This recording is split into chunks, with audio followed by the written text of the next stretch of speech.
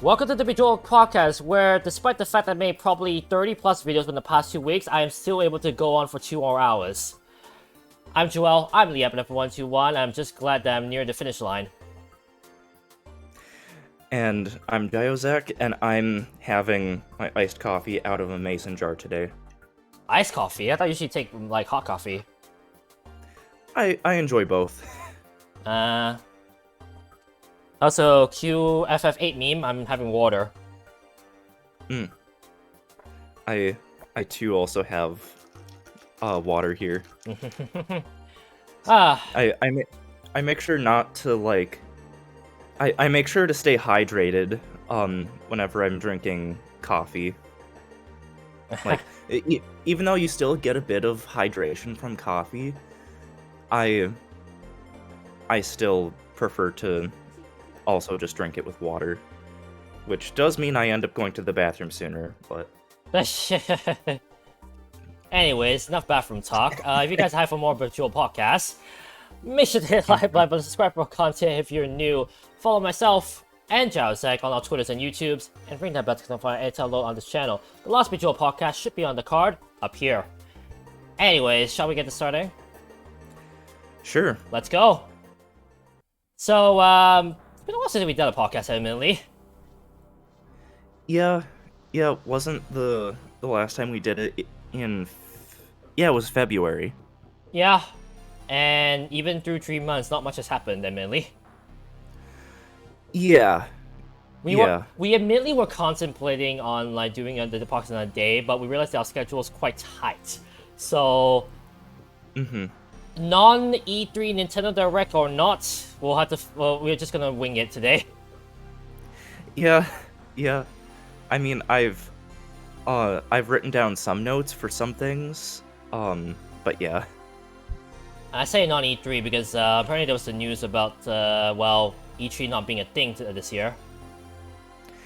Yeah, they decided to not do it this year. Instead, it's... I forget who or what is exactly running it, but there's Summer Games Fest. Yep. But I really haven't heard anything like substantial from any of the companies that are there. So yeah. Well, at least that's that. At least that's at the moment. But who knows what will happen next? Yeah. But I guess that begets the question of, well, there's almost certainly going to be a Nintendo Direct this month. When do you think it's going to happen? Oh, I mean, let's think about what's happening this month. Is there gonna be more DLC for Mario Kart 8 Deluxe this month, or is that later? So, if you look at the pattern of, like, how many Nintendo Directs there typically is in a year, there's, like, one around the start of the year, one around, like, September, and one around E3. And considering that there's 6 waves in total that are extending until the end of next year, it's almost certainly going to be whenever there's a Nintendo Direct, they're gonna announce what the next Mario Kart courses are. That's my guess. So I might as well just make my prediction quickly, Waluigi Pinball. yeah. Yeah, that's... Oh, yeah, the only game that they brought that back in was Mario Kart 7. Yes. Started on the DS, was brought back in 7, but on Mario Kart 7, Waluigi was not a playable character. Nope. No. Well, can they finally rewrite their wrongs, or are they gonna wait 3 more months to rewrite their wrongs? Yeah.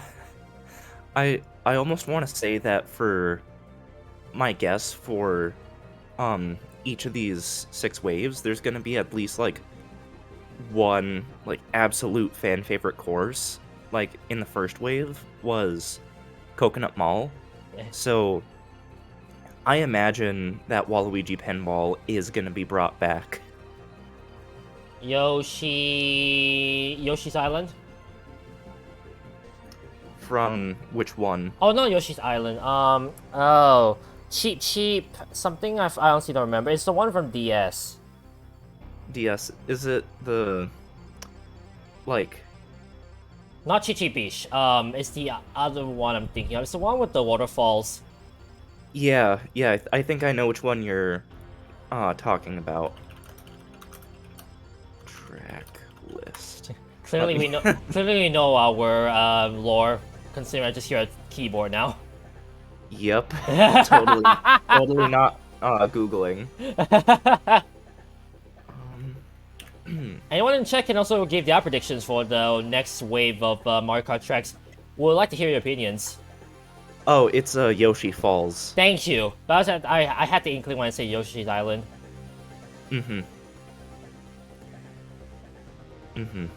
So, man, it's been forever since I played Mario Kart DS. Same. One of the games I wish I had, but it's too expensive now. Yeah, I used to have it. I got rid of it at one point. And now occasionally I'm like, I shouldn't have done that.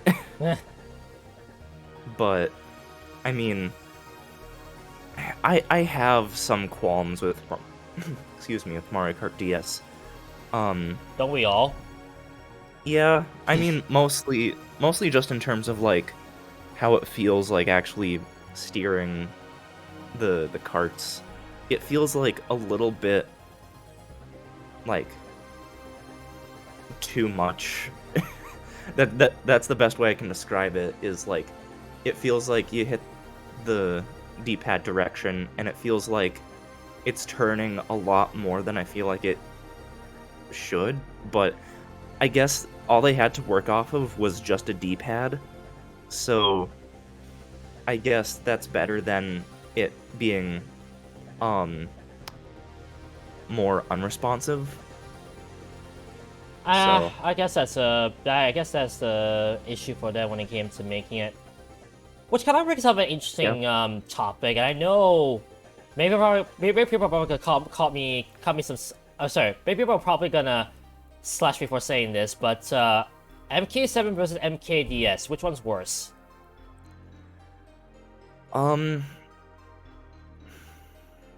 Is MK7 really the worst MK game? Yeah, I think 7 gets too much flack, to be honest. I agree. That's why I want to bring up the Yeah. conversation, because I feel like it gets too much hate. Yeah.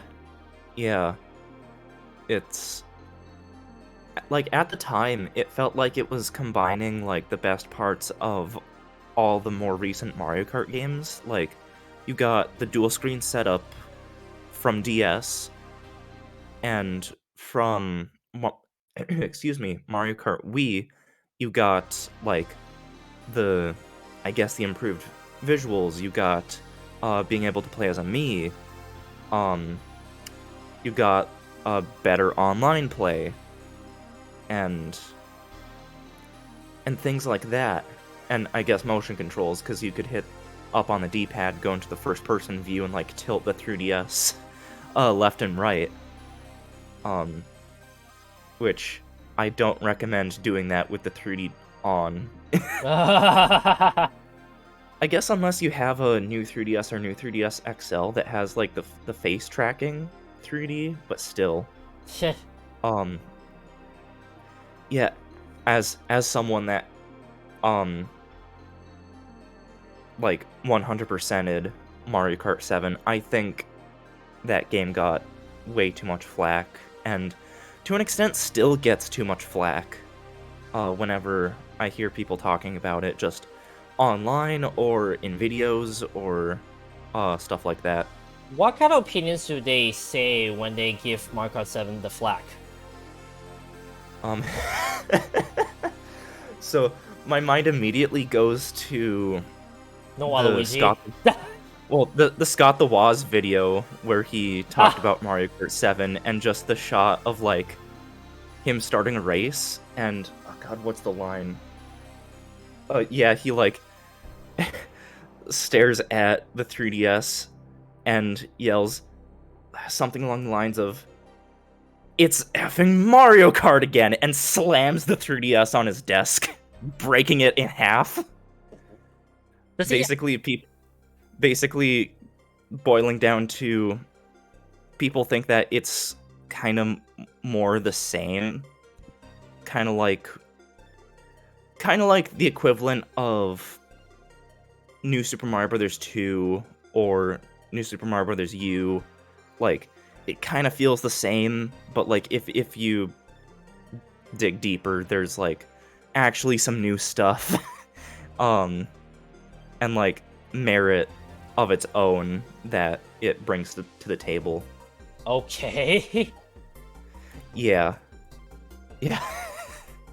Sorry, I'm just thinking myself, like, that was just very aggressive, just like, it's... Oh, have you actually seen that video? No, but I'm just thinking, I'm just picturing that in my head, and then it's just 'Cause like... he actually straight up breaks a new 2DS XL for that one shot. Oh my, did he regret making that shot? No, so that specific 2DS XL that he broke used to be his 3DS capture unit, but the video output just broke for some reason, and he just couldn't get it repaired.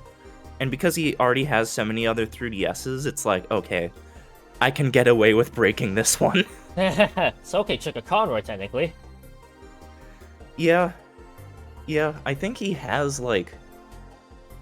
Yeah, I think he has... Too many. every 3DS model. Yeah, so... Well, I only have one 3DS, I'd like to point out. Mm-hmm. I've, at one point or another, I've owned 5 of the 6 different 3DS models. You can't see my... I've never... You can't see my eyes, but they're wide open. Yeah. Yeah.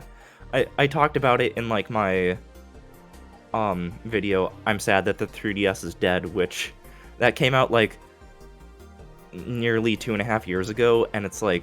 Especially this year with the eShop closing it, that feels more real than ever. But I talked about how basically Christmas 2011 I got the original. A couple years later in like late summer, early fall of 2014, I got the original XL. 2017 I traded in my original 3DS and some other games. One of them might have been Mario Kart DS.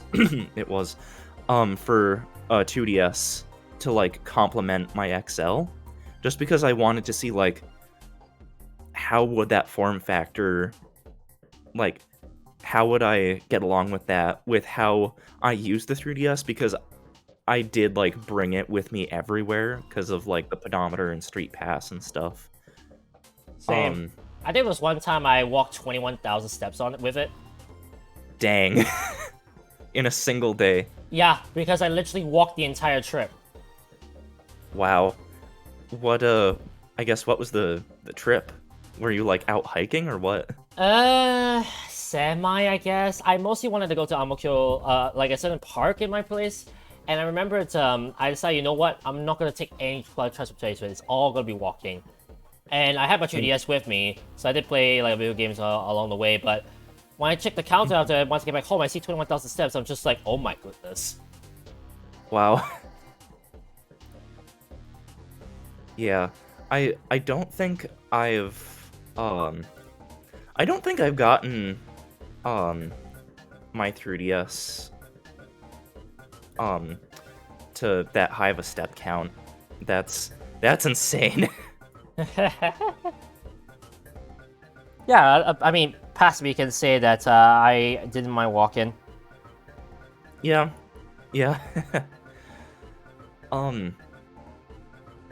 Let's see.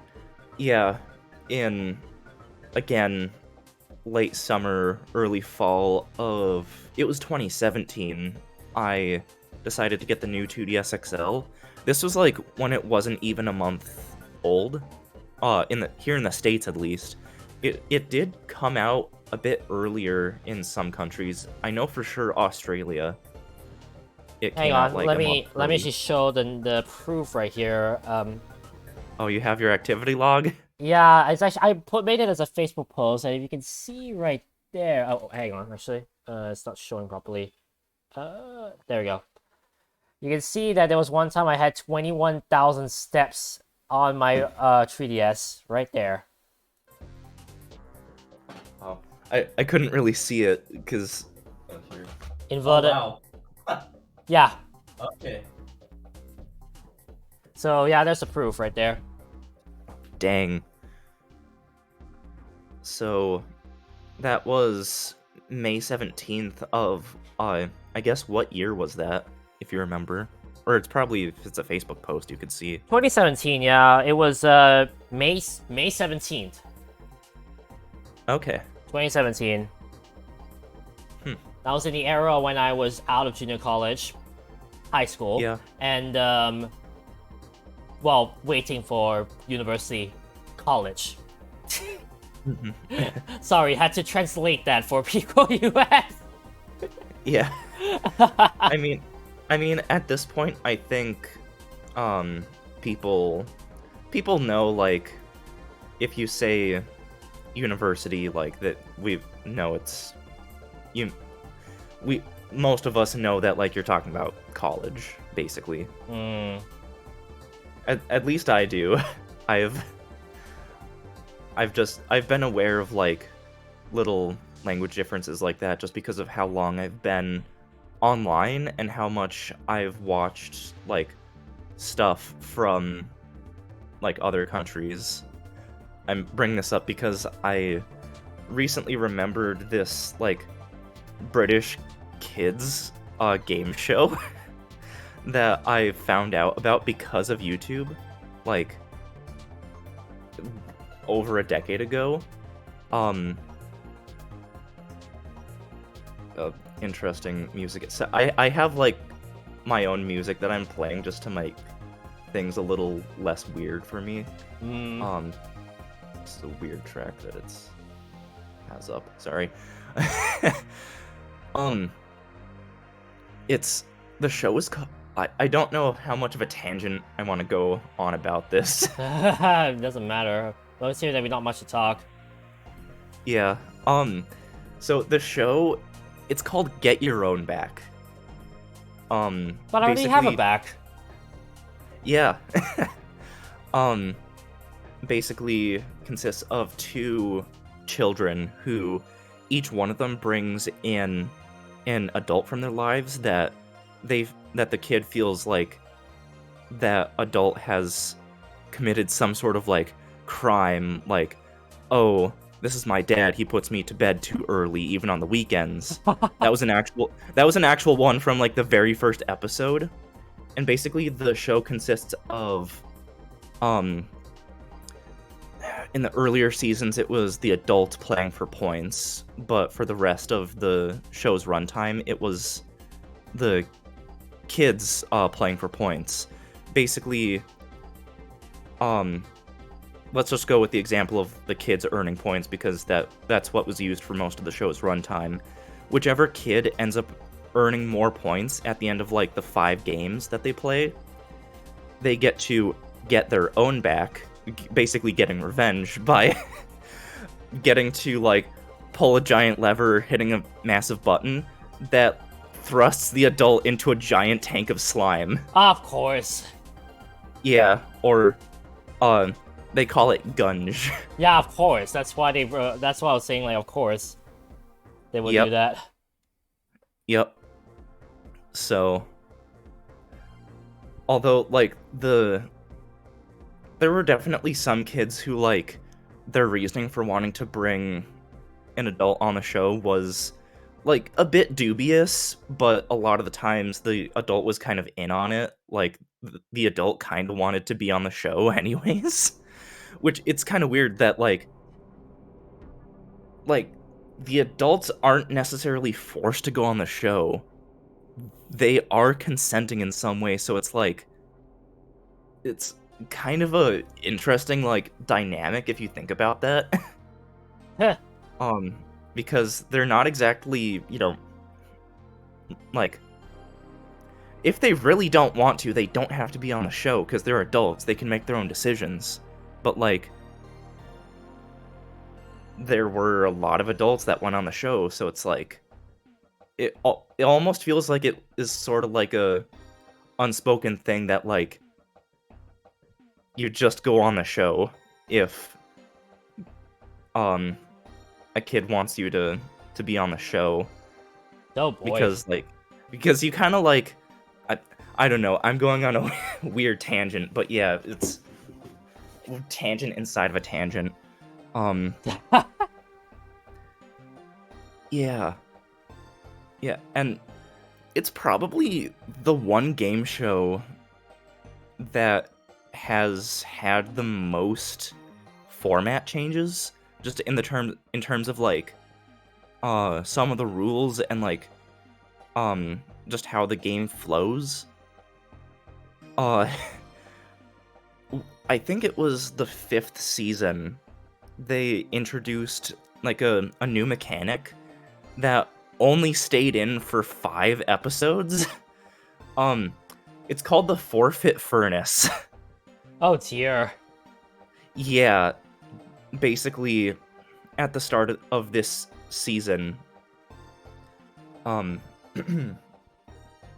the each of the children brings in like their favorite item that they have, and if at the end of the show they don't uh if they don't score more points, and basically if they lose, they have to forfeit their item into the furnace. Oh, I can see why it lasted only 5 episodes. Yeah, well, the thing is that the furnace was more of like a prop furnace. There were like flames, but the item was like just placed like in the middle of the fire, and once it was placed in there, it was on like a platform that lowered to give like the illusion that it was burning. However, the one item that made them stop doing that was a teddy bear that caught up in flames. Like, it actually burned up. Oh dear. Yeah. And like it was traumatic enough for that girl that lost her teddy bear, and like the fact that like the items weren't supposed to burn. Like, it was just supposed to be give the illusion of it burning, but then they just give the item back. Because there was actual like property damage, they had to like stop, and any future broadcasts of those first episodes, they like conveniently edited around that portion of the episode. So it was wild. And that episode in particular, well, that whole thing in particular ended up being so controversial that really any clips of the forfeit furnace are considered lost media. Oh dear. Yeah. Yeah. Quite severe if you put it that way. I mean, yeah, it's like, even if you like scour YouTube for clips, you like, I think there's only one like 5-second clip you can find, but that was because it was part of a documentary. I think it's like Britain's favorite game shows, and they like brought up the furnace controversy. Ah. Yeah. Yeah, that whole thing was wild. Lesson learned, folks. Never put teddy bears right next to the furnace. Exactly. Exactly. So, I I ended up stumbling upon like a podcast that was done with the host of the show, Dave Benson Phillips, and he he was specifically asked about that whole debacle, and oh god, I forget the specifics, but actually I don't remember enough of the specifics Well, too bad. to be yeah, but like there was an event that he went to like a week or so after that happened. Um it was like a public event that he was asked to be a part of that involved teddy bears in some way. Oh no! Yeah. I can see where Again, I can see where this is going. yeah, I forget the specifics, but I think he was like half jokingly called uh like the teddy bear murderer or something. Oh. Yeah. Yeah, I mean, Roosevelt will not be. Well, Roosevelt will not be proud. right. So like yeah, it's like it wasn't an actual furnace that they used. It was like a prop one just with um like flames that were kind of spread out enough to where like you could comfortably put even like a larger item like in the center of the flames, and like once the platform drops down, like it's safe. But and they specifically like tested like a dozen times to make sure that like they placed the teddy bear just right so then it wouldn't fall over. But on taping day, of course, they placed it and just fell right into the flames. That like the flames were real. So Oh. yeah. That's why they quickly just didn't do it anymore. Well, let's just put like fake flames. That would have been much better of a situation, I would say. Yeah, you would think, but this was like the 90s. I don't know if did they have the ability to do that at that point. I don't know. Like, it just sounds ridiculous to we're now in this context, let alone this era, where we know that Yeah. there can be easy compromises that at least would like make sense. Right. Yeah. Anyways, Uh, it's a thing. apparently that is definitely a thing. Mm-hmm. Yeah. There was Anyways, like- oh yeah. no, Yeah. I'm just saying. Anyways, back to I was thinking. Yeah. I mean, honestly, I can't. I just want to see what will happen next. If it turns out that there will be a direct soon, then we probably will do another podcast in July, most likely. Talking about it. But it's just that I wanted to get this out of the way because it's been a while since I've done a podcast. I feel like 3 months was quite enough timing for us to find some things to look up on. And I mean, like, there have been some interesting stuff that's been happening recently, but it was just one of those things I knew that if we couldn't do it today, it was going to be impossible to do in like any day in the future, and I feel like we've been dragging on a bit further on. And besides, I don't want the series to die. The series, honestly, it's been nice to be able to chat with you like this. Yeah. So yeah, but then again, I can't wait for the next direct if it comes. Although, if there's anything about Pokemon Gen 9, I'm not gonna see it. Which leads me to my next topic on my end, because I did actually say, or at least try to hint to the fact that I will say, oh, how to say this, I will admit something about Gen 9 that you probably don't know about. I honestly don't care too much about Gen 9. I am basically avoiding every single news and stuff about it. About Scarlet and Violet. Yeah, because here's the thing. Ask me anything basic about the game thus far. what are the starters? A duck, a kitty cat, and a dinosaur. Yeah. Yeah. But even then, that already proves that I don't even know their names. Yeah, so are you, like, purposely staying, like, as spoiler-free as possible? Yes, and yeah, pretty much. Yeah, 80% yes. Because here's the thing. When Generation 7 came out, as much as I was quite inclined to the now and then reveals of certain things, like the evolutions of the starters, the what mechanics are there on the stuff, to be perfectly honest, I kind of miss the elements of surprise. Yeah.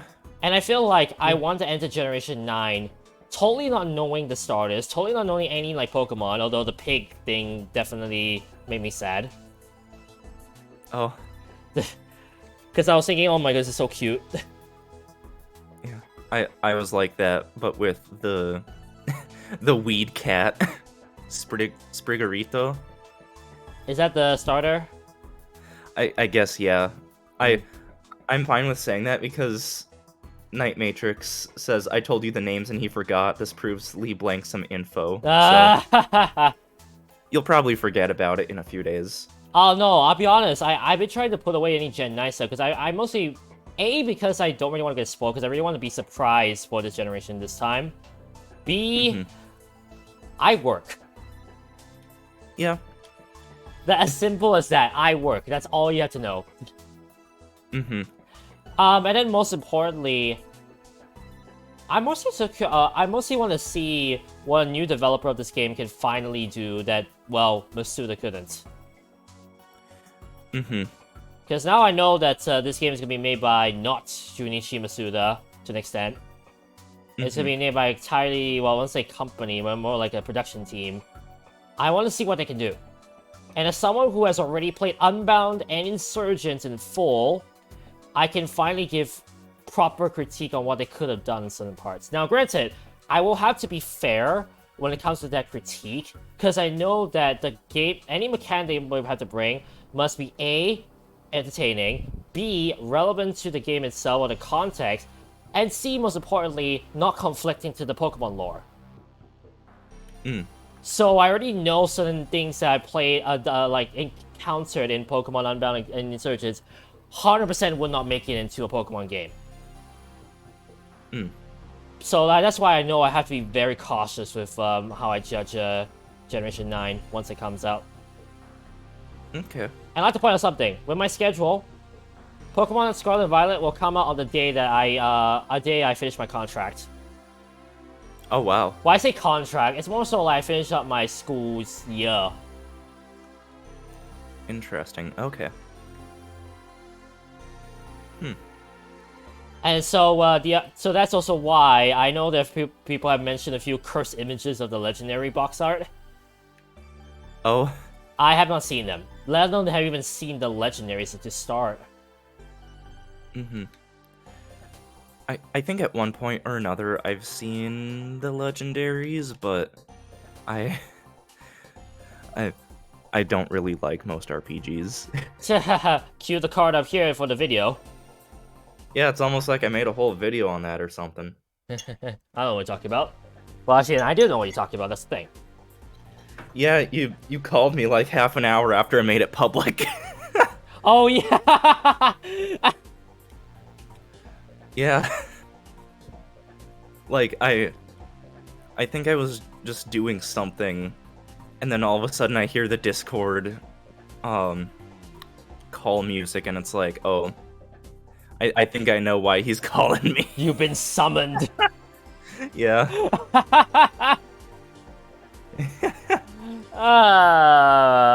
This is why we can't be friends. No, I'm joking. Yeah. Why am I even here? I should be in bed still. Oh, what's the joke that United Gamer said? Like, you're not my friend, you're my colleague. Oh.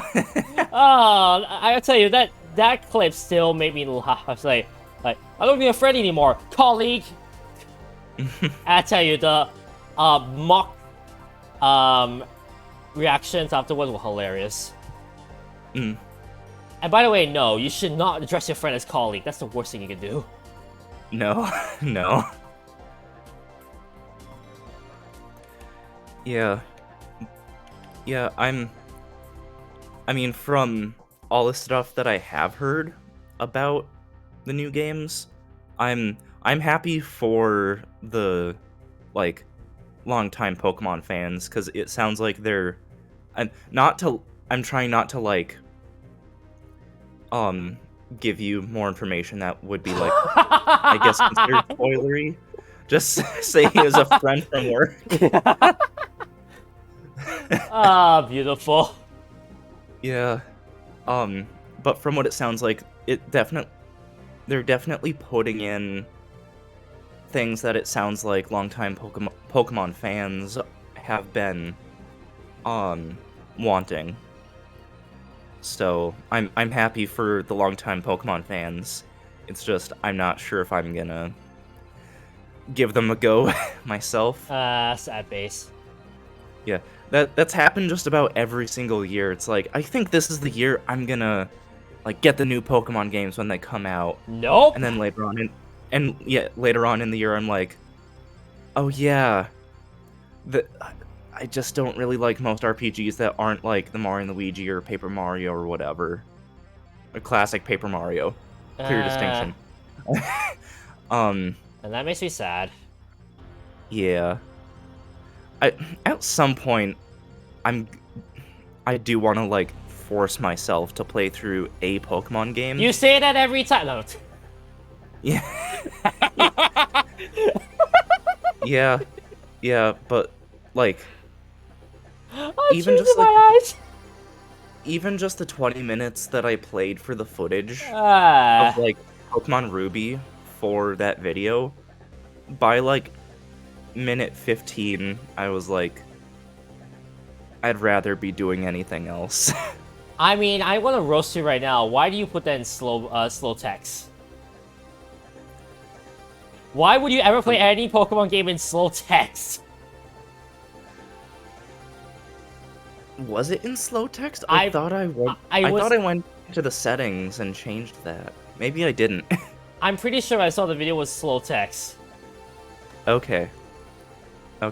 But still, I don't think the text going faster is gonna solve the issues that I have. Fair. I mostly just want to roast you because I know for a fact that no one plays a Pokemon game with slow text. Unless it's a penalty in Cut Through Pokemon. I swear I went into, like, the settings and changed that. Maybe not. Yeah.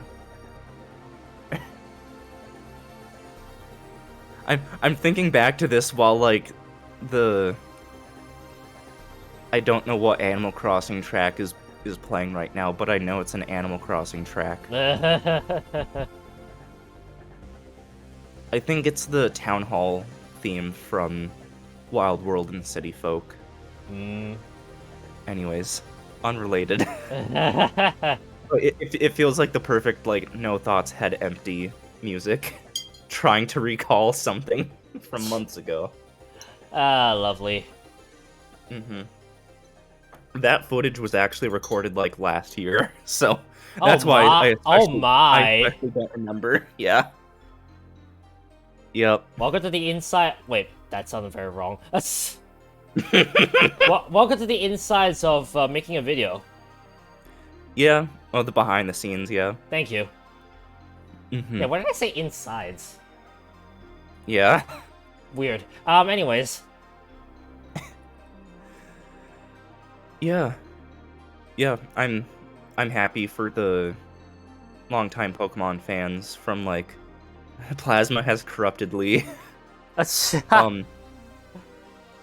I'm not too sure. I'm not too sure about that, Patrick. That was mostly my internal thoughts, or should I say, my inside thoughts. For talking about RPGs and Inside, Bowser's Inside Story is a great game that more people need to play.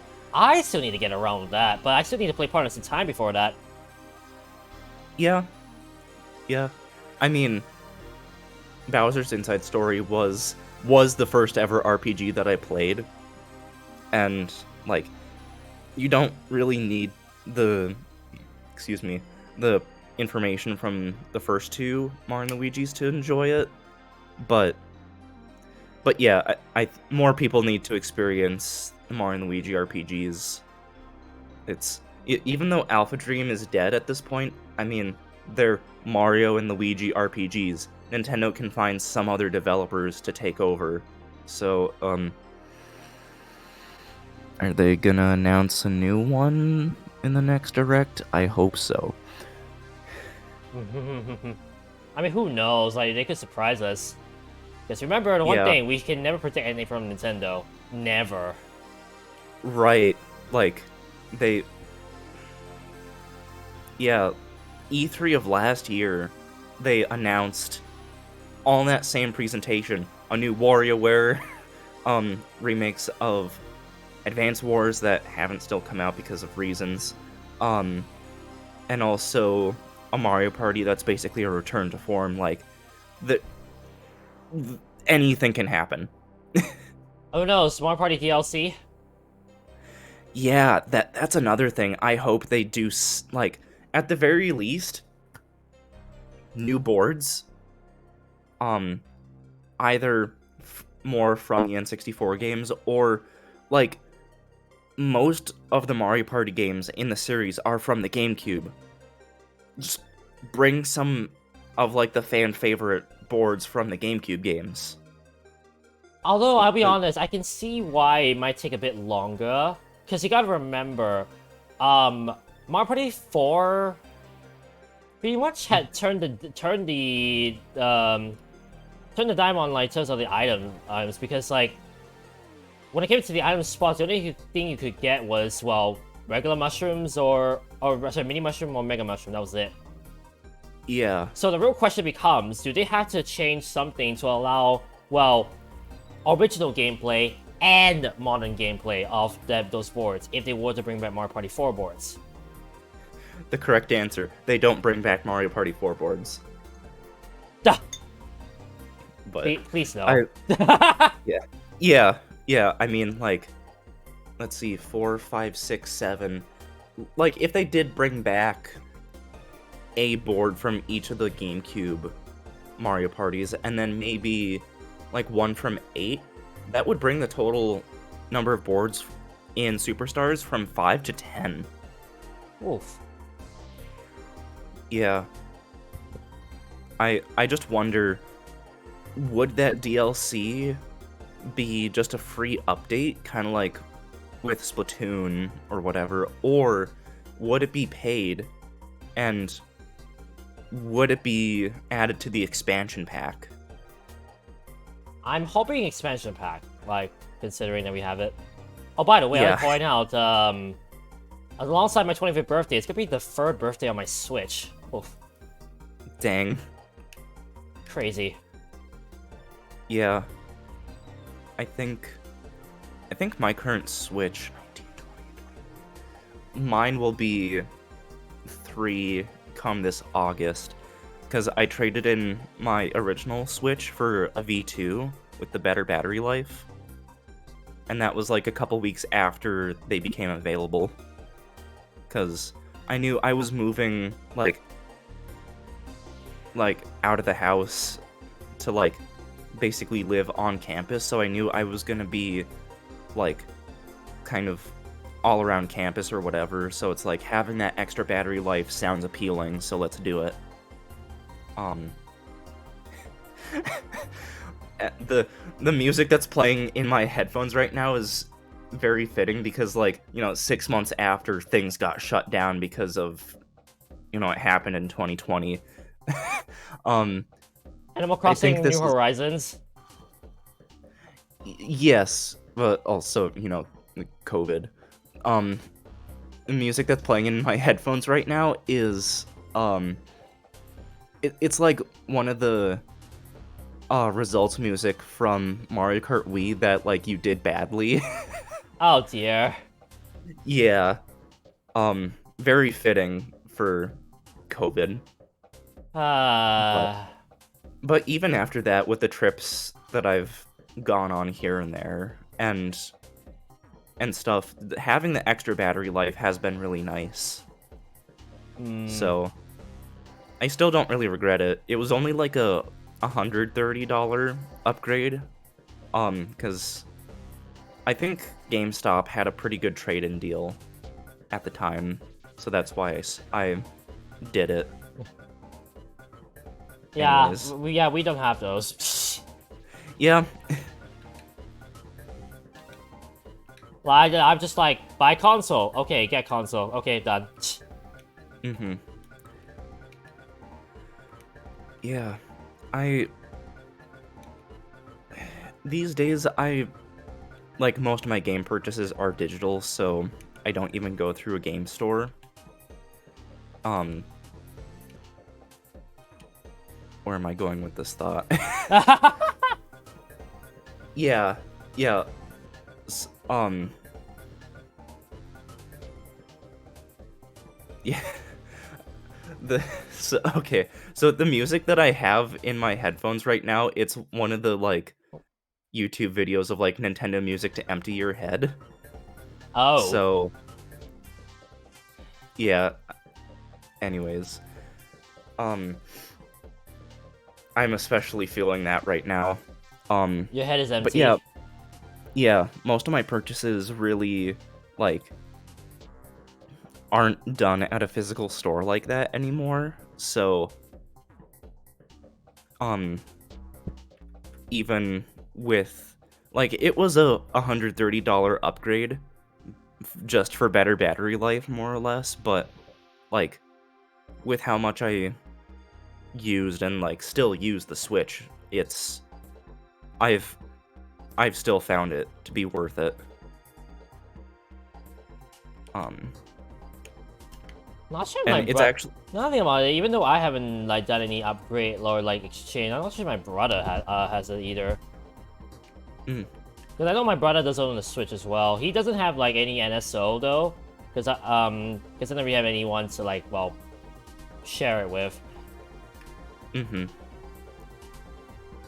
I mean, even just the base NSO for like $20 a year just for a single user, like I I think NSO is just becoming a better and better value as we go on, Yeah.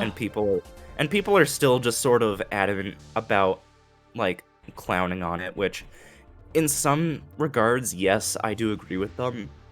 Excuse me. But in in other yeah, in some ways I agree with them, other ways I don't. Like if I were to change NSO, I would say keep online play free for everyone, but instead of calling this subscription plan NSO, just call it something else and have it have like the bundle of the cloud saves and the retro libraries and stuff, and just have it be not labeled as NSO, just have it be labeled as like something else, and just keep online play free for everyone. That's what they should have done. Oh. And then yeah, the expansion pack with like the extra game libraries. I think if it was um set up like that, I think less people would be complaining because like it almost feels like online play for some Switch games is almost like worse in with some specific titles compared to like what they were on Wii U. Like I've heard a lot of Splatoon players who played the first game religiously, have played the second game religiously, and have encountered more connection issues in Splatoon 2 compared to 1. Although I think that kind of has to do with like the Switch using like just a different Wi-Fi chip compared to the Wii U, so it might be a hardware-based issue. But also, if you're playing, excuse me, if you're playing online games like that often, where do I have it? Just use Ethernet. Just use Ethernet. Don't try to justify using Wi-Fi with like a competitive online game like that. Just use freaking Ethernet.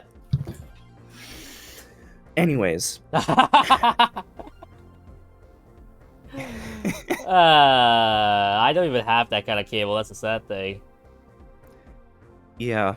Like, I mean, I don't play as many like multiplayer games. Like, I mean, I haven't even bought Wii Sports for those wondering. Just because I knew for a fact I have too many single player games I have yet to play. You're talking about Switch Sports? Yeah. Oh wait, did I say? Yeah. Oops.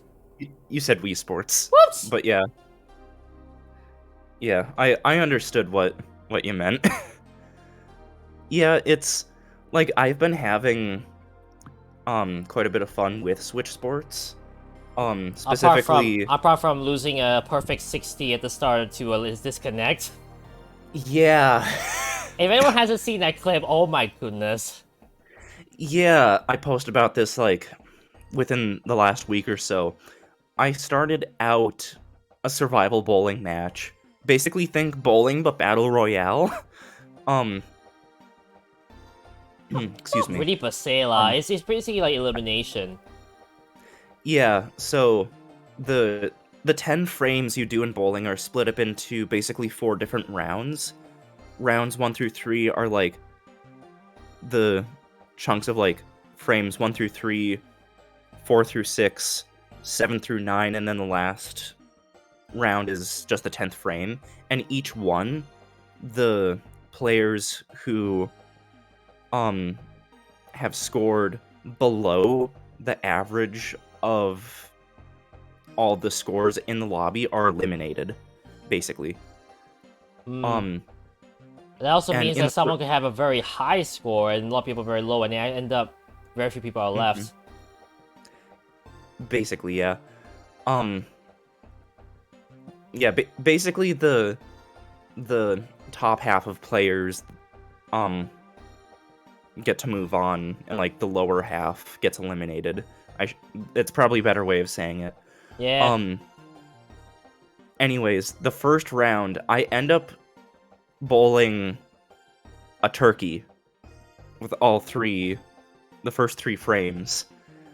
And after the results screen fades to black and it fades to the intro cutscene for round 2, it fades to black and it's like a communication error has occurred. And it's like, even on Wi-Fi, I've had like flawless connectivity in this game. And all of a sudden now it wants to, like, this happens. This is almost certainly someone rage quit the game. Sounds about right, yeah. And like, I'm not like an unstoppable force in bowling. I have really good games like that, but others I just do terribly. I fluctuate pretty hard. So when it's a game like that where I'm immediately am just doing super well, and then that happens, it's like, yeah, I'm a little frustrated about that, but I mean, really, what can you do? What can you do? Yeah, it's kind of interesting that Nintendo's been making what have normally been single-player games like that. Like with the NSO exclusive, like, Battle Royales, and then now with bowling. Like, Nintendo's making normally, like, single-player, quote-unquote, referring to bowling because oftentimes people go with like friends and family to bowling alleys, but you're still taking turns. Excuse me. Yeah, Nintendo's been making normally single player games into battle royales, and I'm all here for it. Man, will this craze ever stop? That's what I'm wondering. Yeah. I feel like it will, it's just that it's gonna be a while before it does. Mm-hmm. Because I'm just thinking myself, like, I'm aware of a battle royale game that involves Wordle on Switch. And I'm just thinking to myself, oh my goodness, will this ever end? Yeah. Because admittedly, as much as quite nice, it's quite ridiculous how many concepts have been turned into battle royales. Mm-hmm. Granted that that's not bad, but at the same time, it's kind of getting boring. Yeah. Excuse me. Yeah. Yeah. That's why there's only been like very specific battle royales that I've personally enjoyed. Like, I mean, I'm still upset that they made Mario 35 limited time. Like, why? It's not. Technically, it's not limited time considering people are can do it. Yeah, but like they specifically announced like this game is available until March 31st of 2021. And I was hoping for an April Fool's joke. Nope. Yeah, like for the longest time I was wondering why specifically that date are they making that and 3D All-Stars unavailable? That's because that's the last day of their physical year. So they wanted to like bolster their sales numbers for like the end of their physical year, just to like get better sales numbers. I just repeated what I said like 10 seconds ago. Yeah, I was about to say, Yeah. Well done. Yeah. Yeah. So there's that. And the first battle royale that I ever got a win in, Pac-Man 99, which I've been meaning to go back to because I very much so enjoy that one, even though it can get like absolutely hectic. The fact that matches, like a long match in that game, at least when I was playing it regularly, was like 6 minutes, which, like, considering all the other battle royales where it's like Fortnite or whatever, or matches, a single match can be like 20 to 30 minutes, it just felt so refreshing that it was only just like a handful of minutes. Most people that get eliminated, they get knocked out within like the first 3, so then they can just quickly hop back into another match. It's just for that alone, it felt super refreshing. And actually, speaking of Fortnite, I wonder how No Build is doing. I heard good things about it. yeah, I've heard that it's actually been bringing a lot of people like back into the game, and I've been kind of contemplating like downloading it onto my Switch and playing it myself just to see like what it's like. But I guess speaking of battle royales and the Switch, Fall Guys is coming to Switch June 21st, also on Xbox. Free. Yes, and it's going free to play. Which I on appreciate. all platforms. Which I appreciate, yes. Yes, that's one of my notes.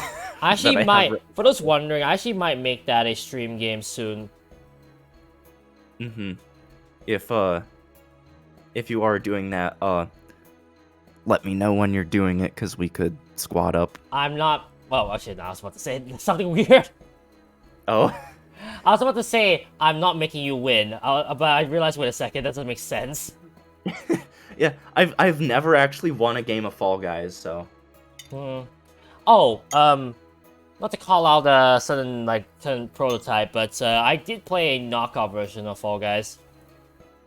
Oh, For those Well- wondering, I believe it's called Tumble Guys, interesting. and it's on iOS and Android. Hmm. And all I can say I- is, it kind of mimics certain parts alongside some pretty decently made platforming levels. Okay. Like, I would recommend you just have a look at it before and see if you think it's fine or not. Because honestly, it's not that bad. Okay. In fact, honestly, I think I might have to go back to that game soon. Mm-hmm.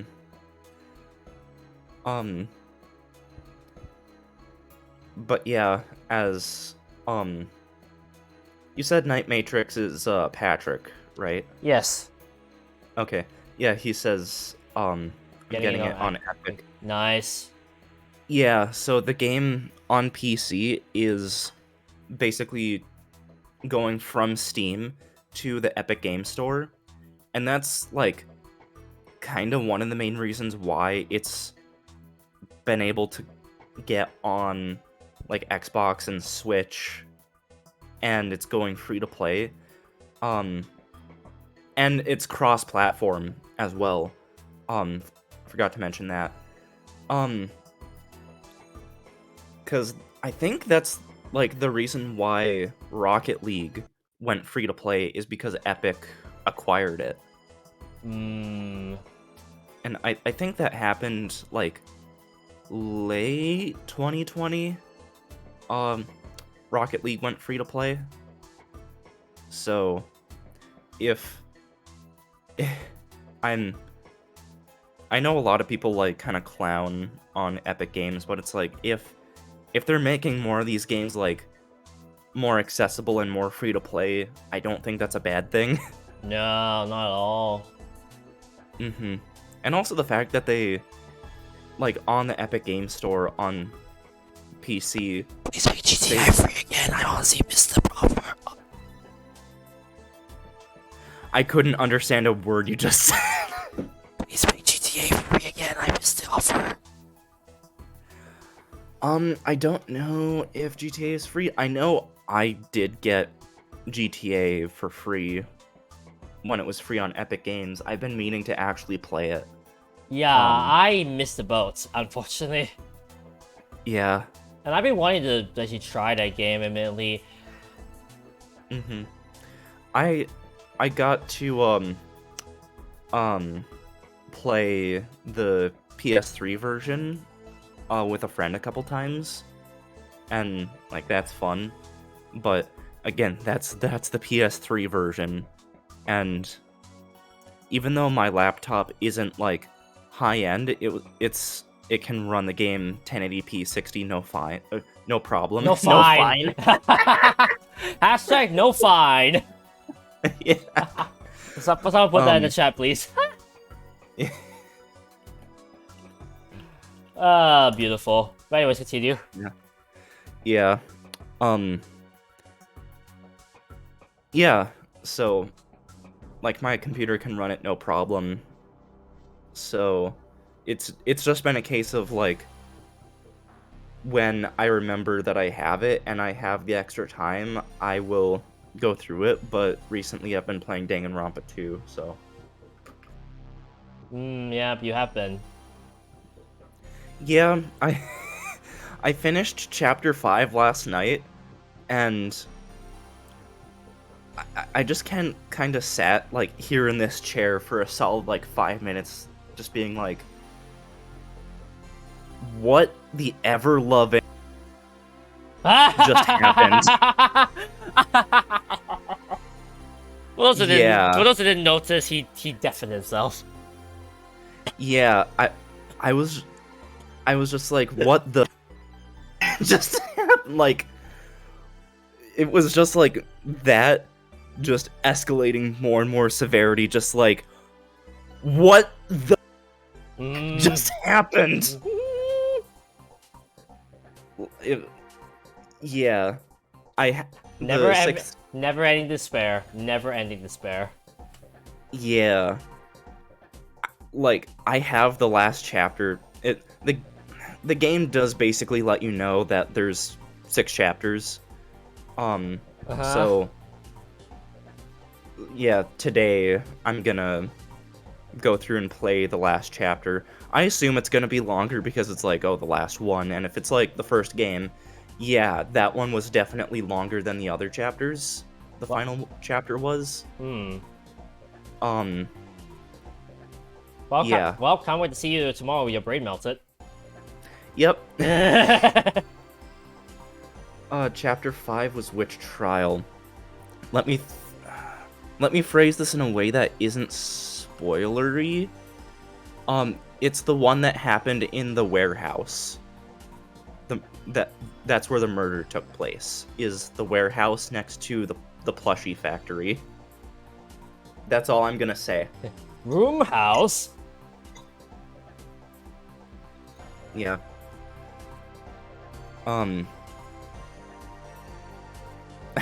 Actually, yeah, you could say like room house. It takes place in a room house.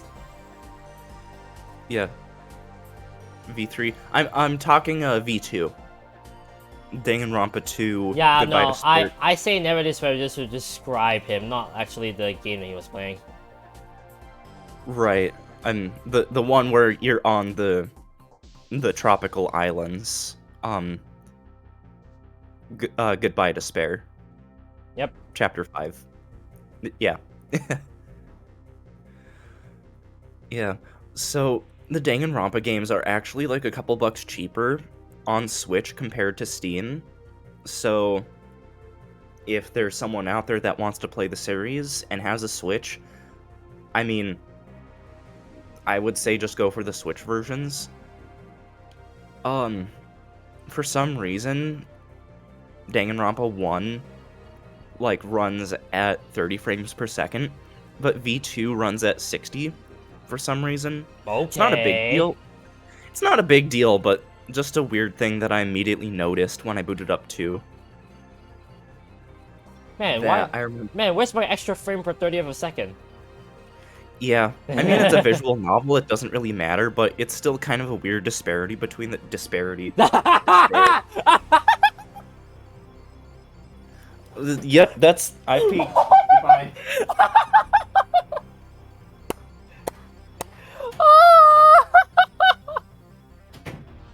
Oh, disparity. Oh, that's just beautiful. Oh my.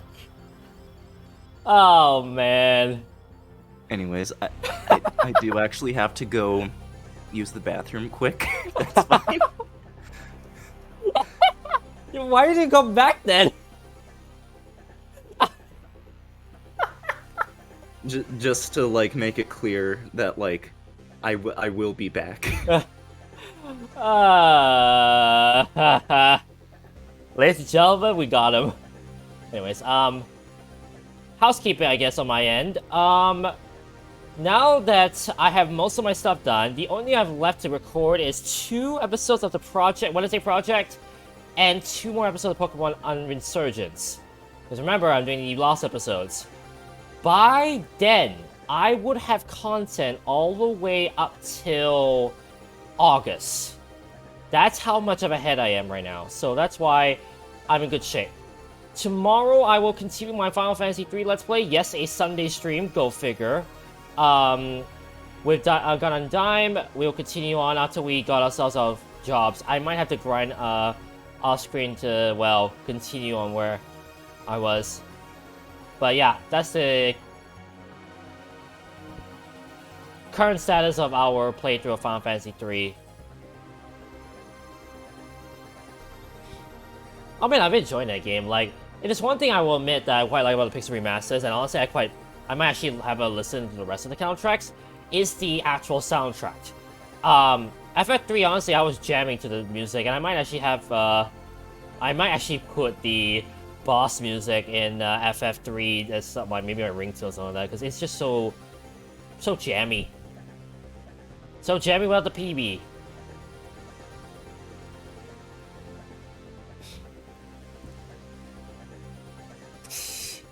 And here we see the old Jose giving up on life and not realizing... Well, actually, I'm not sure how I want to continue that sentence.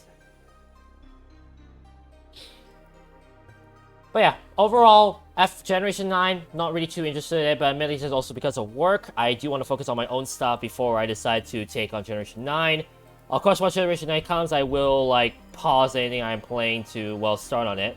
Although I have been trying to finish up Shantae 2 Risky's Revenge before I actually dive into that. Or the next game, of course, which I think most likely the next game I'll be doing, other than Pokemon Scarlet and Violet, would be Super Mario 3D World plus Bowser's Fury. Like, that's the one I've been wanting to get to for quite some time. Let's just say that right now. Ooh, yeah, Bowser's Fury has quickly became, like, one of my favorite, if not, well, probably, like, my favorite 3D Mario game. Kinda.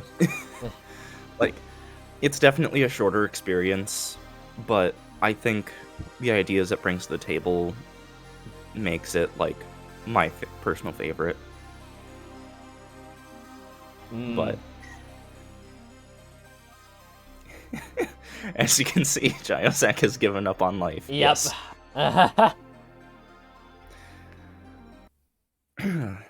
Anyway, yeah. Whoops. That was the wrong menu. There we go.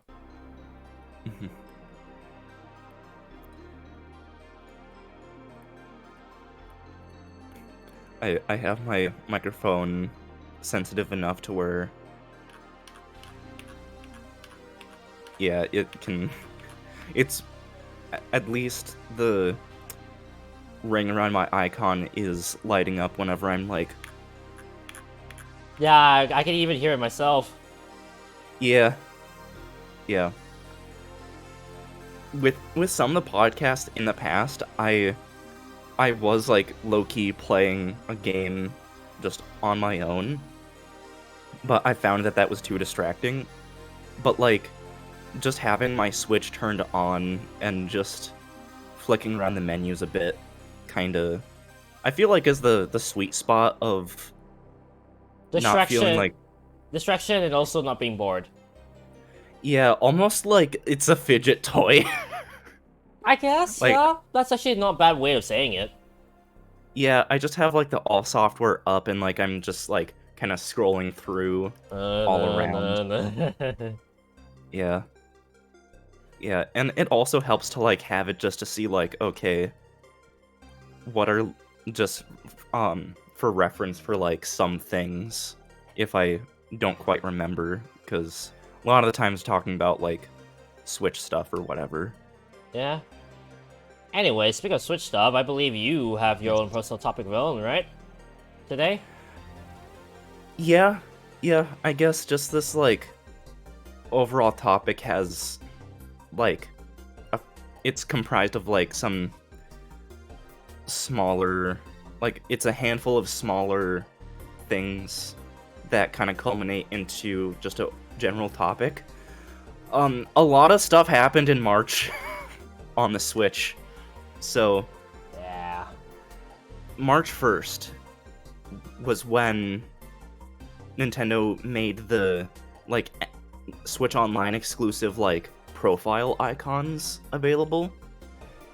For those who don't know, if you have Switch Online and you go to the home menu and hit the, like, red pimple of a Nintendo Switch Online icon in like, the lower, system tray, whatever you want to call it, there's a specific tab where you can go and spend your My Nintendo Platinum points for, like, exclusive user icons, and they've been cycling through, like, different, like, games these past couple months.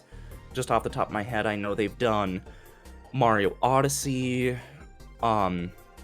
Kirby and the Forgotten Land, Splatoon 2.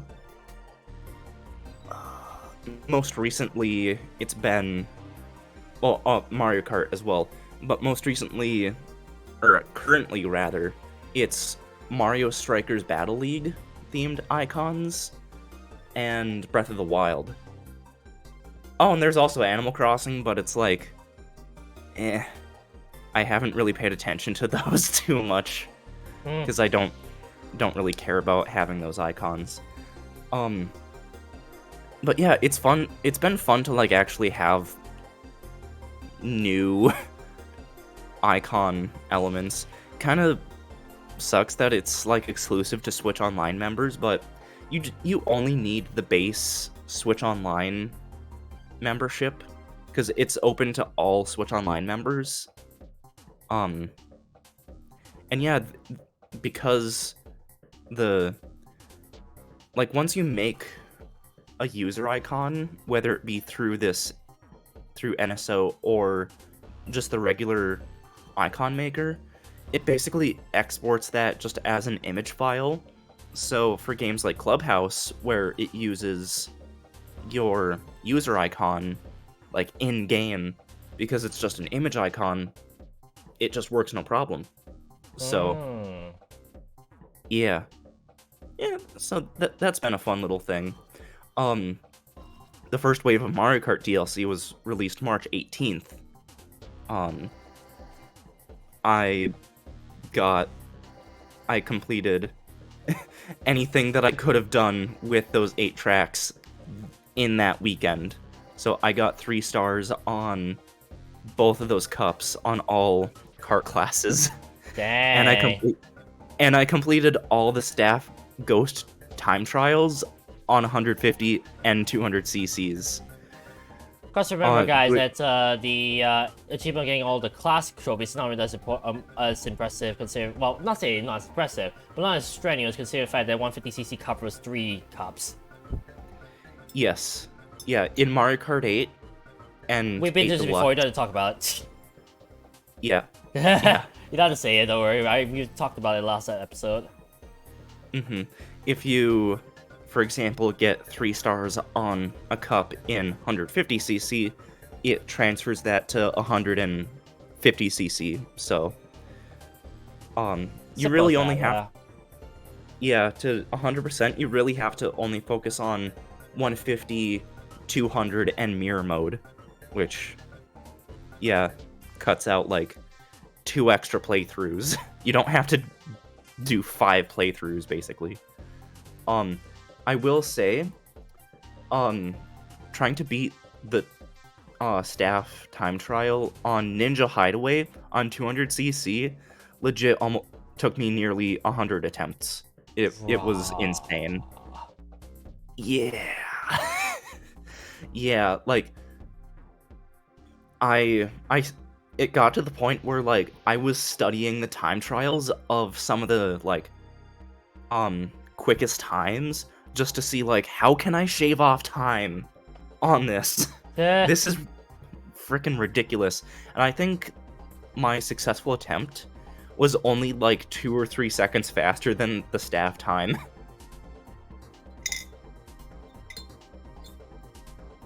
So, and then you managed to finally, like, shave out the most of the time, then you managed to get 2 seconds, 3 seconds ahead.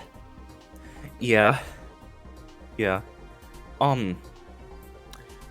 So, if you're playing online, if there's at least one person in your lobby that has the DLC,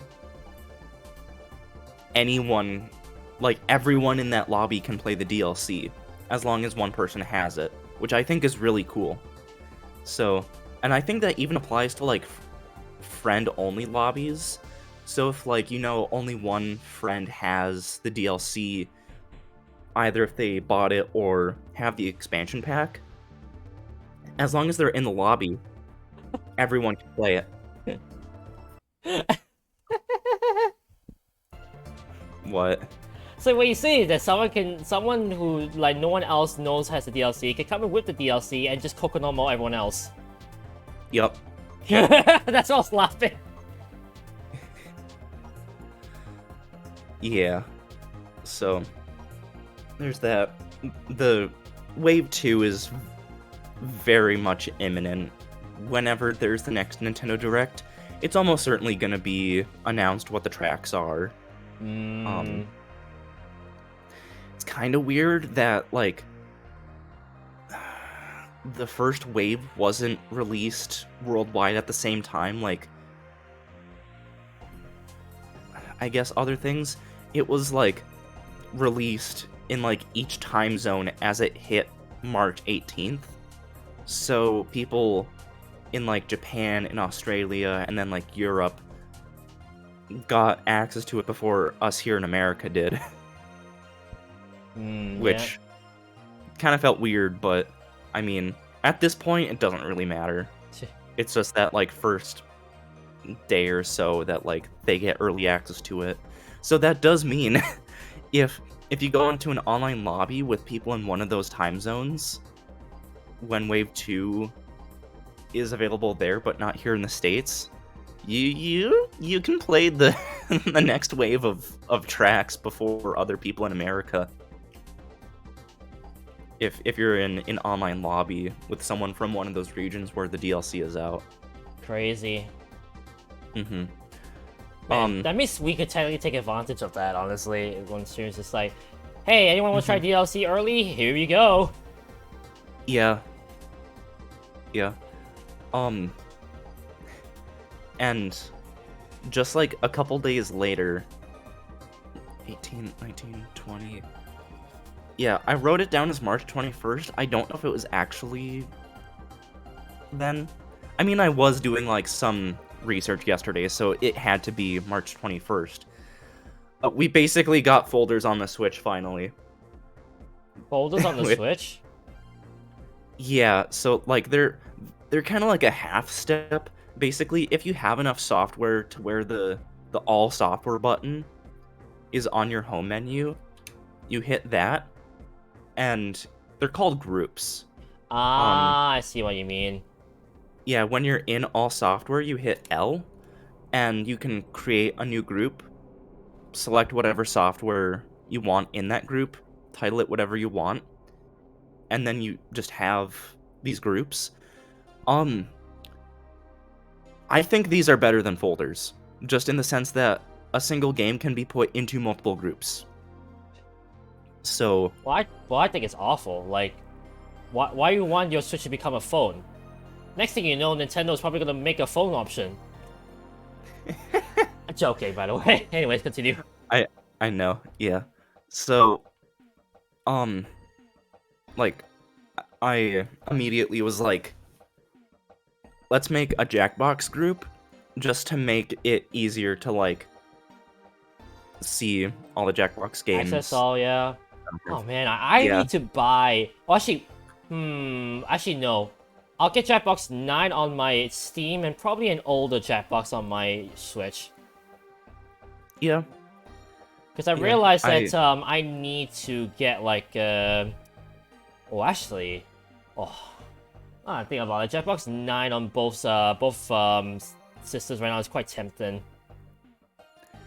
Yeah, I actually don't have 8 because I haven't needed to buy it because anytime that I've played it, it's been in a Discord call with other people that have the game. So. Hi. Yeah. And also, Drawful 2 is like a standalone release on Switch, so I have that in the Jackbox group as well, because I've forgotten that I have the game. So just having it there in this Jackbox group makes it a lot easier to like remember that it's a thing. I mean, I remember getting mine for just 19 cents. Yeah, I remember you talking about that. It was 90% off or something like that. I just see the price, was like, what? Yeah. Sure. I'll have a very nice Jackbox game for pretty much free. Yeah. Which, by the way, I need to point out something. I don't like the anime version. What specifically are you talking about? I don't like the anime version. Of what? Sorry, what are you talking about? Drawful, Gilesack! Drawful. Okay. Oh, you don't know about Drawful Animate? Oh, Animate! I actually really like it. Wait, what do you thought I said? Drawful anime. I knew it! I knew it! I was just thinking to myself, don't tell me he thought anime. I did. Uh, Yeah, the iced coffee hasn't fully kicked in. apparently not, especially with how slumberous your words have been. Yeah, I guess I haven't like specified this. I've when was this? Wednesday I was feeling kind of pretty off because I didn't get good quality sleep. No. Yeah, so like I was specifically ended up suffering not just from like lack of sleep, but also like a bit of a fever as well. And um like kind of phlegm, which I've still been kind of dealing with. So that's why I've been like kind of coughing a little bit more. And I'm Uh, surprised. I'm surprised. Um, Nothing like what happened on my Thursday evening work shift happened, where I was just like doing some mopping. Then all of a sudden, like I had to cough up like. Sorry, this is gonna be kind of gross, but like the like biggest like loogie I've ever coughed up in my life. Like especially to the point where it was triggering my already very sensitive gag reflex, and I was like my eyes just started watering. oh And dear. like of course we have cameras everywhere in the library that I work at. So it's like almost like a very bad prank. yeah, so it was for sure it got caught on the cameras, but I mean, this happened when no one else was in the building. But like anyone that goes to like see that footage, they're gonna see like as I'm like halfway mopping the stairs, they're just gonna see me running back to the maintenance cart and just like holding my head over like the garbage can that's on the cart and just like having a bad time. So that's why I've been like trying to like I feel like if I project my voice like too much, I feel like it's just gonna happen. But I mean, I have a um, trash can just over there that's like out of shot. and yeah, you've still So been kind of fine, right? yeah, yeah, for yeah. Anyways, complete side tangent. But yeah, Switch folders. um, like I've made some groups of games that specifically have games that have like forced Joy-Con play, because I can never remember, or a lot of the times I can never quite remember what games have situations that force you to use Joy-Con, um, and ones that specifically force you to use Joy-Con in like some specific multiplayer scenarios. Like for whatever reason, Captain Toad, if you're playing the co-op mode where one person controls Toad, the other one controls an additional cursor, you have to use Joy-Con. But in the co-op mode where second player controls another Toad, you can use Pro controllers. Why is that? No idea. Weird. Yeah. But yeah, then I have a group that has like Switch Online titles. I refuse to delete Mario 35. Ah, And then just because it's a series that I'm in the process of playing through, I have one that has the Danganronpa games, which is kind of interesting in my case because I just have the first two games just in their own group. ah. And then I have another group that is like just kind of shows like it's my backlog, but I think I posted a picture of it when I made the group, just saying like, oh, you can like create a group that is just embodies all of your shame, because seems like everyone just has massive backlogs these days. 6, 12, 18, 24, 32. I have 34 games in my backlog. I only have 8, I think. Yeah.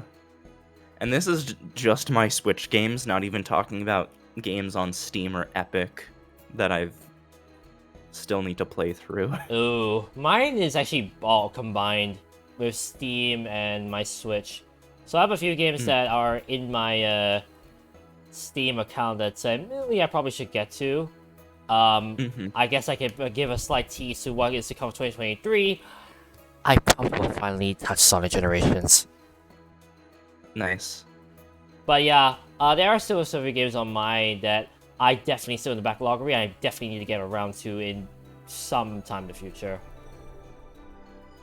But who knows what the future holds? I know for a fact that my contract ends at the end of the year. Who knows if they want me back or not?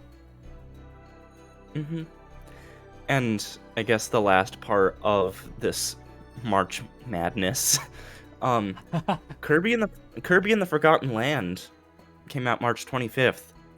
It is a good game that it's probably sold millions of copies, but more people need to play it. It is a very good game. Yeah, ironic, they probably are in that land right now. Yeah. Yeah, it's such a good game that there's been no updates pushed out to it. It is a perfect game. It is still on version 1.0.0. Really? Wow. Yes. That's actually quite impressive. Yeah. Yeah, because like oftentimes these days there seems to be like even single player games that gets released and a couple days later there's like some bugs that need to be patched out. But no, Kirby and the Forgotten Land still on version 1. Has anyone actually found some game-breaking glitch though, or bug? I think there have been like some glitches found out, but I don't think they're game-breaking enough to warrant a patch. Oh, so it's more so like hilarious glitches. Yep. You can bring vending machine Kirby into the Waddle Dee village. Yeah. Yeah. I've completely 100%ed the game, and it is just the way that they handled like this being Kirby's first 3D game. It's basically like 3D in the sense of like Mario 3D Land or 3D World, like that sort of thing, where it's like linear, but it's kind of an open hallway sort of thing. I guess technically, yeah, Crash Bandicoot did that sort of thing first, but honestly, I think Nintendo... You're fine, Patrick, you're fine. I saw the request on my Steam. Yeah, it's... I think the way that they did it was really good, and in Triple Deluxe and Planet Robobot, they had like multiple different collectibles, which was fine, but they kind of combined the functionality of those collectibles from from those games into a single unified collectible, being the Waddle Dees. Not only do the Waddle Dees like you need to have a certain amount in order to unlock the boss stages, but also the more of them that you collect, the more things you unlock in Waddle Dee Town. So I think it's a better system than like for example in Robobot, the sort of main collectible was the code cubes, which is what you needed to unlock the boss stages in each area, and like the side collectible was stickers. But like those two, like the stickers were basically they had no function other than just there's finite amount that you can collect. Go and do that. I guess actually, It does unlock certain parts of the outside modes, right? Though. right. Actually, now that I'm thinking about it, there basically is an equivalent to the stickers. The the the gotcha machine figurines in Forgotten Land. I forgot about those just because I just didn't care about them till I completed everything else. And remember, guys, Just in the true arena, the heart does a final insta-kill cat before he explodes. Be careful. Yeah. I know that for a fact, because I know 1% had to restart the entire true arena because of it. Oh, in Planet Robobot? Yep. Yep. I ended up hearing about that before I got to that area in the game myself, so I was mentally prepared for it. Trust me, it's one of those things where it's better to be spoiled than not to be spoiled, because I feel like it's heart-crushing if you die that way. Yeah, especially if you're trying to do it, like, in a pure run, in the sense of, like, you don't scan amiibo for, like, extra health. Yep. And, like, you get that far, like, barely making it through by the skin of your teeth. And then you just barely get nicked by this insta-kill move. And then you just have to redo all of that work. It is not worth doing that blind. Nope. It's not. Thankfully, there's nothing like that in Forgotten Lands equivalent of that. Good. Yeah. And in fact, in the Forgotten Land, I just said screw it, and I used just all of the like bonuses that you can do, because you can get basically a damage up, a speed up, and a second health bar.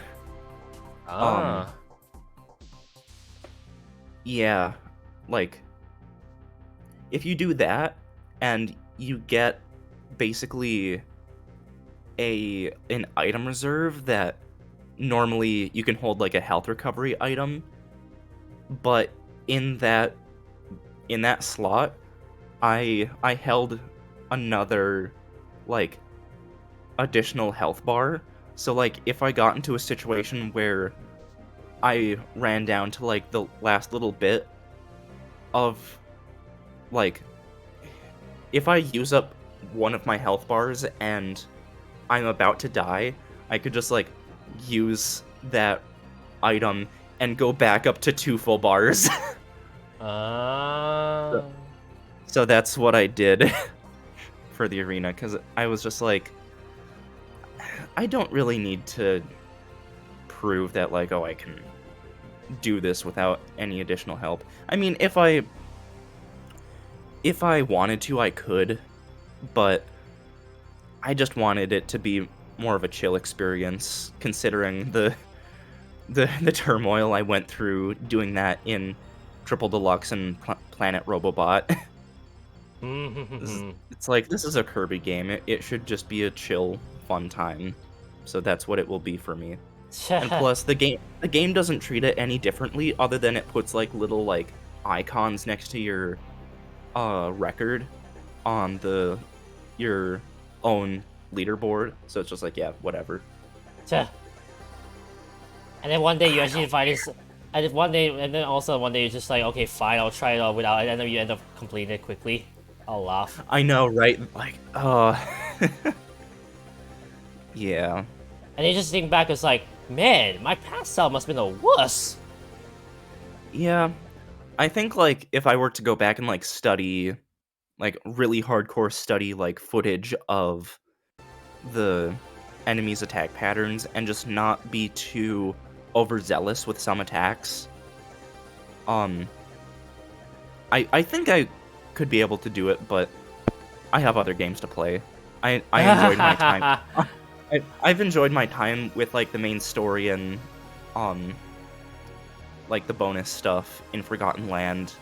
I'ma just leave it at that. The way you Yeah. say it, I sound like Mario. I'm tired. I'm a tired. This. Did you just drop to the floor? No, there's not enough room for me to do that.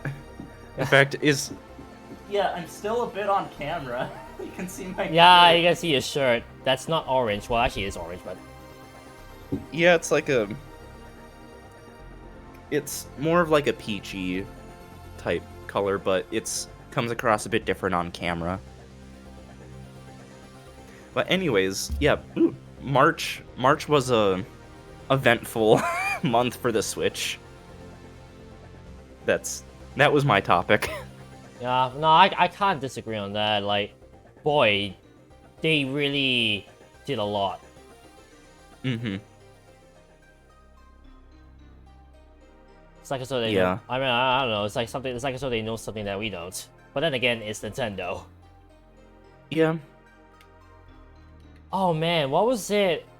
I know on my the first there's a Nintendo where I tried to predict predictions of. I actually predicted I got all 3 predictions correct, and then the next one I got 0 predictions correct. Oh. But I probably will do another prediction, and we'll see what will come up. I'm just hoping for some interesting stuff from them. Oh, I do know that the indie game recap was kind of badly received.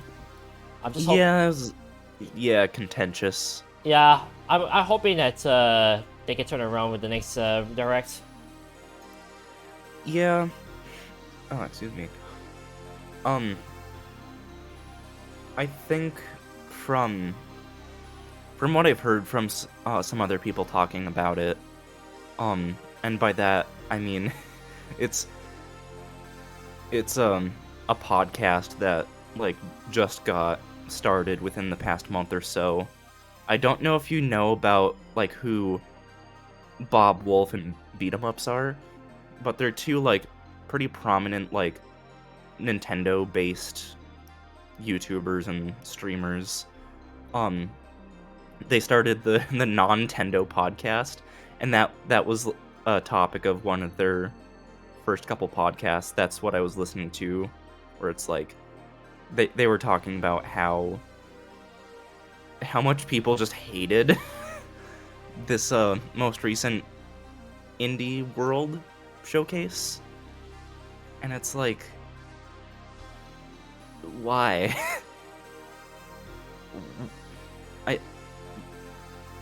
The conclusion, or a conclusion that they came to, was that people were probably expecting like basically the next equivalent of like Hollow Knight or Undertale, or like the next like big indie hit, but that just wasn't a thing.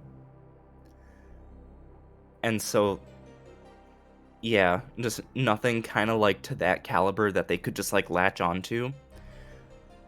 That was more or less one of the conclusions they came to. Yeah. I'm trying to think if I can relate this to an animal, but I don't think I can. Oh. Yeah, no, I can't think of it. I also want to say like it's like a dog that just keeps wanting, I don't know, dog food, but keeps getting cat food. Maybe. Yeah. By the way, please don't feed your cat dog food. Just saying. That's So funny you mentioned that. When we had both a dog and a cat, like we had both dog and cat food, but our cat always like ate the dog food and our dog always ate the cat food. What? Like that they just like that was just of their own free you sure will. you didn't have We your had- you sure you didn't have your tins misplaced? No, we for sure like in our kitchen, one set of bowls was like for our dog, that was the dog food, and another set of bowls that was with the cat food, and like both of them had water. But like, I mean, it wasn't always reversed. They would basically just like jump back and forth. But I mean, like, they were like always healthy, so it's like didn't really care. Maybe there's a science to it that cat food and dog food are not really like somewhat similar. I don't know. Maybe. Yeah, this was like, yeah, over a decade ago when we still had both. Yeah. Can anyone look up the science? I don't know. That'd be cool. Yeah. But yeah, yeah, I think people that are complaining about the most recent Indie Direct or Indie World presentation, I feel like they just need to broaden their horizons with like the games that they play. Like they need to actually give more indie games a shot.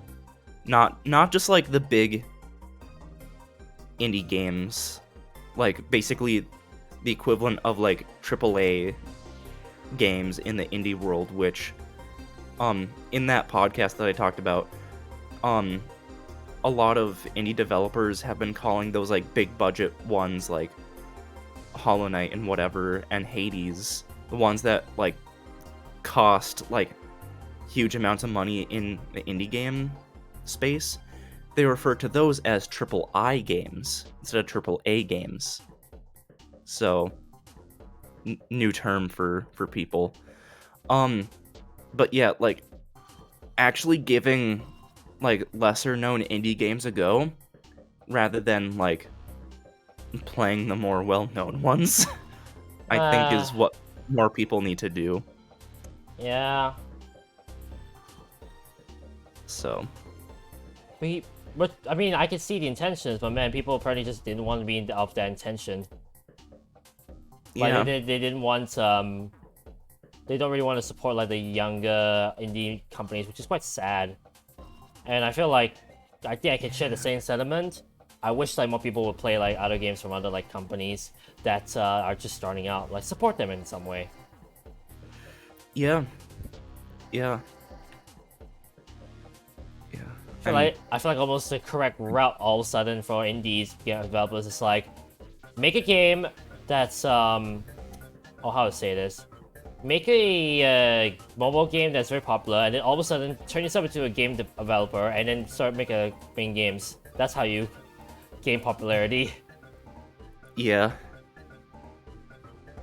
Not to say that's a strat, but it's more so like, it almost feels like that has to be what people, like, new developers have to do at this point. Because the support they're getting is not as much as they hope for. Right. That's, in a sense, like, that. This kind of leads into something that I heard about heard talked about in a video in the past few years about, like, how there's a lot of people out there that are playing certain games just because they're like the new games that everyone is talking about, and they don't really want to play older games because they're really, like, most people on the internet aren't really talking about those, so like they want to be part of the conversation, which, I mean, is fair. Like, it's fun to be able to talk about like the games that you're playing, but still, like, there's communities for, like, just about every game out there, whether they're in the spotlight right now or not. It's just because everyone that you're following on Twitter isn't talking about a certain game doesn't mean that you shouldn't play it. So. Anyways. No, it's fine, Mm-hmm. Also, I found out, I actually did look up the answer, Patrick. Cats will actually die because of the different nutrient quantities of each of the foods. Oh? Yeah, so actually it's not healthy to do that. That's interesting because, like, when we had our dog and cat, At this point, we actually don't know if that cat is still alive or not, because when we did, like, put in new carpeting up on the second floor, this is my childhood house. Yes, yes, my cat is superhuman. Ah.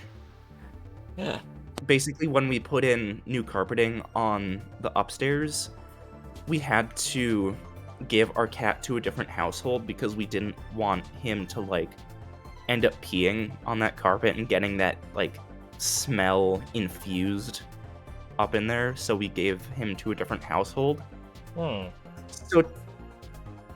So technically he's like Schrodinger's cat. We don't know if he's alive or not at this point, because that was years ago. But that dog that we had is for sure not with us anymore, because he passed away, like, at this point, probably exactly 2 years ago. Wow. Yeah. In a lot of ways, yeah, it's sad, because, like, he was basically, like, my quote-unquote childhood dog, because he was with us for, like, I think since I was, like, 8 years old. So, like, 2008-ish. Up until, like, 2 years ago. Yeah, and, like, when those two, like, when we had them both, and, like, they ate the others', like, foods, like, they still lived for years, so... Maybe the foods that you guys got had at least enough supplements for the other, I also said the other gender. the other species. The other species, thank you. Yeah, I mean, they were both male, so... Actually, it would make sense if it was male and female. That would have been even funnier. Yeah. Yeah. For a year, we did have another dog. Per year. I guess I should specify the... I don't know what breed of cat we had. I just remembered black and white. And I was... when we were first getting him, I was very insistent on having him be called Oreo. Because of that. But we ended up naming him Sassy. And our dog was a purebred miniature poodle that we called Kip. Kip. Full name Kipper James Smith. Okay. When he was doing... I see why the Smith, but... Yeah, when he got... or was, like, doing something we didn't want him to do, we would call him by his full name, like, Kipper James Smith? But yeah. Jepson! Yeah. Sorry. Because, like, you're good. Like, a smaller dog no, like that... I'm not to you, to Jepson. Yeah. Like, it almost always feels like smaller dogs like that tend to live longer than bigger dogs, but, like, I don't know if that's always a thing. My sister has, a golden retriever that I think she got 2012, and he's still alive. Wow. So, yeah. I don't know how much longer she's gonna have him, but, I mean, we'll see. Anyways. Cats. Complete additional side tangent. We should just have, like, a side tangent counter for this one. This episode specifically, because... I mean, I named the episode Anything Goes edition. Oh, yeah. Yep, you did. So, I'm okay with side tangents today, because honestly, there's not been much we could discuss, but who knows? Next month, like, we could see a lot of stuff being discussed. I'll have to say that right now. If it's anything like the Nintendo Direct that happened E3 of last year, excuse me, we're probably gonna be seeing quite a bit. Because I feel like that E3 Direct was probably one of the best Directs we've gotten in recent years. Hmm. Just in my opinion. Although the one we got in February was still quite good. Again in my opinion, but that's based off of like my my own tastes and interests. So for other people it might be like, oh, the worst direct ever. But Eh. yeah. Hey, I mean, That's haters gotta hate sometimes, man. yeah, Just that's carry just on, how opinions are. carry on with the flow and just ignore the haters. Yeah. Yeah.